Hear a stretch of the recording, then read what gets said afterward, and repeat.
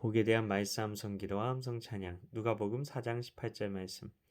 주의 성령이 내게 임하셨으니 이는 가난한 자에게 복음을 전하게 하시려고 내게 기름을 부으시고 나를 보내사 포로된 자에게 자유를, 눈먼 자에게 다시 보게 함을 전파하며 눌린 자를 자유롭게 하고.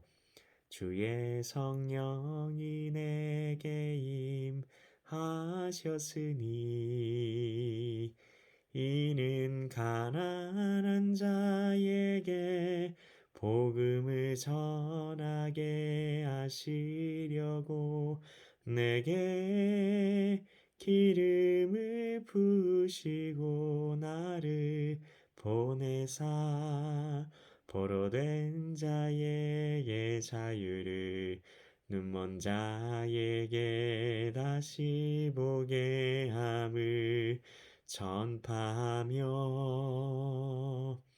눌린 자를 자유롭게 하고. 말씀 기도입니다. 하나님 아버지, 주의 성령이 예수님께 임하셨다고 합니다. 예수님은 하나님이신데 예수님께 성령님이 임하셨다니 말이 되지 않는 것 같습니다. 왜냐하면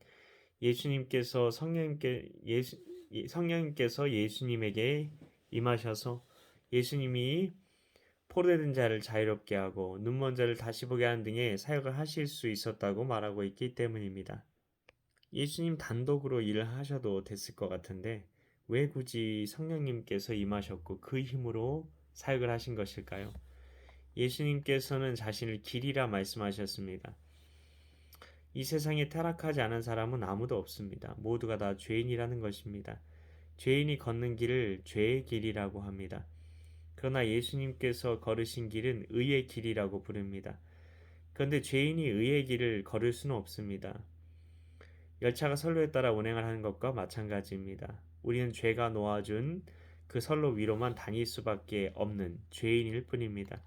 그래서 타락 전에 하나님께서 인간을 어떻게 지으셨는지, 어떤 성품을 가지고 있었고, 어떤 힘을 가지고 살아갔는지, 그의 목적과 방향성과 가치관은 무엇이었는지 알 길이 없는 것입니다.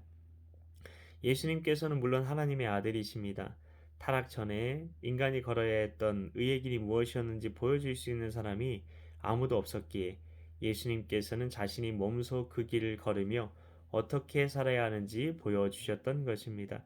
예수님이 친히 길이 되어 주신 것입니다.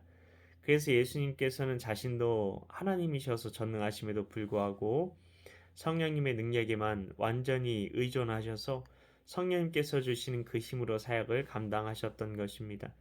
예수님께서는 철저하게 성령님께 순종하시면서 사역하셨던 것입니다. 이 때문에 성경은 심지어 예수님께서도 순종을 배우셨다고 기록하고 있는 것입니다. 예수님께서 왜 이런 길로 가실 수밖에 없었습니까? 누구 때문입니까? 우리 때문입니다. 나 때문입니다.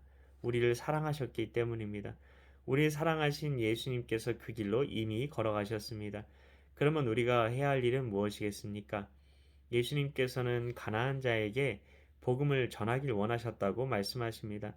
가난한 자는 팔복에서 말하는 심령이 가난한 자입니다. 예수님만이 가실 수 있었고 보여주실 수 있었던 그 의의 길에 대한 목마름이 있는 자가 바로 심령이 가난한 자라는 것입니다. 나에게는 예수님이 걸어가신 그 의의 길에 대한 목마름이 있습니까? 그런 자가 진정한 자유를 경험하게 되는 것입니다. 자신이 자유가 없다는 것을 알지 못하는 사람은 자유를 추구할 수 없습니다. 그 자유의 삶이 무엇입니까? 바로 의의 길로 걷는 것입니다. 이것이 예수님께서 진짜 보여주시려고 했던 바로 그것입니다. 하나님 아버지, 우리가 자유가 없는 자였다는 것을 다시 한번 고백하며 나아갑니다. 자신이 자유가 없다는 것을 알지 못하고는 자유를 추구할 수 없었던 것입니다. 그리고 진정한 자유의 길은 이것이라고 친히 그 길을 보여주신 예수님 감사드립니다. 우리가 예수님께서 걸어가신 그 의의 길로 걸어갈 수 있도록 우리를 더욱 진리 가운데로 인도하여 주옵소서. 이를 위해 오늘도 말씀 암송 기도 암송 찬양 가운데 나아가오니 우리가 의의 길로만 걷게 하여 주시옵소서. 믿고 감사드리오며 예수님의 이름으로 기도하옵나이다. 아멘.